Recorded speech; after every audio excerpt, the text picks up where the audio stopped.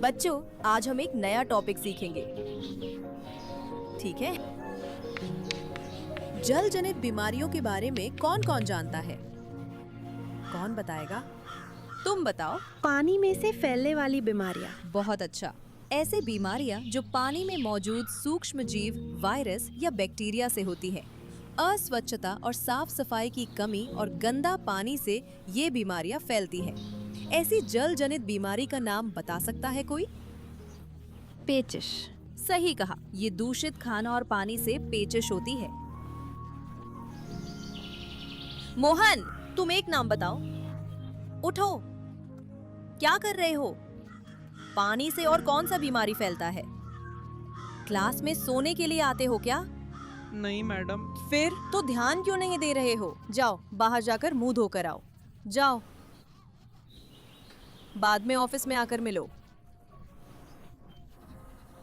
बोलो, कौन कौन सी जल जनित बीमारियां होती हैं? क्या मैं अंदर आ जाऊं मैडम? हाँ, आओ। अब नींद चली गई? Sorry madam. क्यों, तबीयत ठीक नहीं? नहीं मैडम, मैं ठीक हूँ। फिर क्लास में इतने सुस्त क्यों लग रहे थे?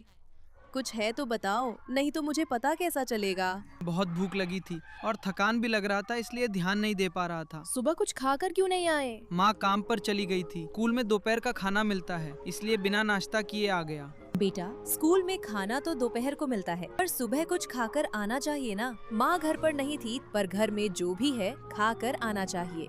जी मैडम। घर में पपीता, केला उगता है ना, तो वो खा सकते हो। अगली बार भूखे पेट मत आना, ठीक है? कल माता पिता को लेकर आना। जाओ। जी मैडम।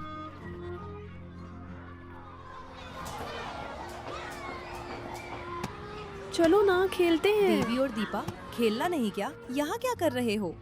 मैडम, देवी खेलने के लिए आ नहीं रही हैं। देवी, आज क्लास में भी तुम चुपचाप बैठी थी। कुछ नहीं मैडम, बस थोड़ी सी थकान लग रही है।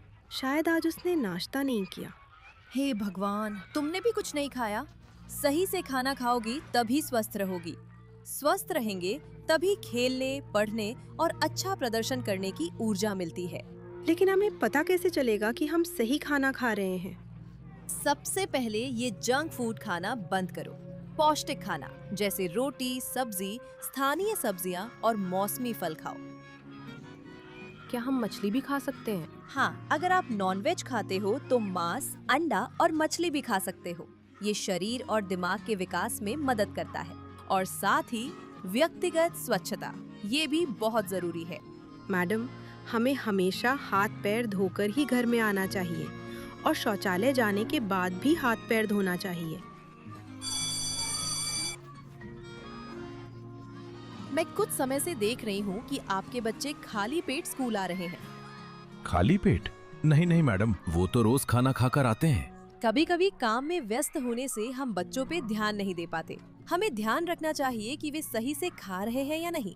वे घर पर खाना खाते हैं और स्कूल में भूख लगे तो हम पैसे भी देते हैं।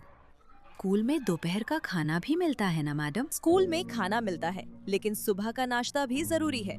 और ये पैसे देना बंद करें। घर का पौष्टिक आहार स्वास्थ्य के लिए अच्छा है। हम घर पर रोटी सब्जी ही खाते हैं। साथ में स्थानीय सब्जियां, मौसमी फल और दूध भी शामिल करें। ये स्वास्थ्य के लिए अच्छा है।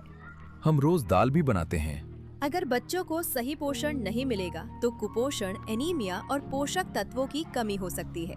अगर बच्चे ठीक से नहीं खाएंगे तो पढ़ाई भी अच्छी नहीं होगी, और पढ़ाई अच्छी नहीं होगी तो उन्हें अच्छे जॉब्स कैसे मिलेंगे? इसलिए बच्चों में अच्छी खान-पान की आदत डालना बहुत जरूरी है। अब से हम उनके खाने पीने पर और ध्यान देंगे।